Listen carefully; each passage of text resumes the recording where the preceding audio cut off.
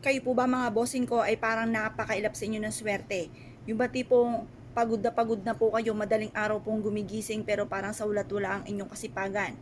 Hirap at hirap pa rin. Asya mga bossing, huwag na po kayong malungkot mga bossing. Marami tayong pwedeng gawin.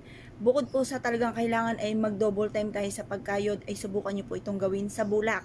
Kailangan po mga bossing ko, sipag at syaga, double time sa pagkayod at pagkatapos mga bossing ko, huwag kang makakalimot magdasal. Ngayon pa mga bossing, mas mainam na gamitan natin ng tatlong bulak. Kasi ang tatlong bulak mga bossing ko ay pagagaanin ang daloy ng swerte. Proven po ito mga bossing, basta't may 100% kang paniniwala sa mga gatong mga pamamaraan. Ngayon pa mga bossing, ang gagawin nyo lamang, harap kayo sa may silangan ng 6:30 or kaya po ay alas 7. Matatapos sa ating mga pampaswerte hanggang alas 8 lamang po ng umaga. At pagkatapos mga bossing ko, tayo po ay mag-wish. Sabihin po dito natin ang lahat ng mga pangarap natin.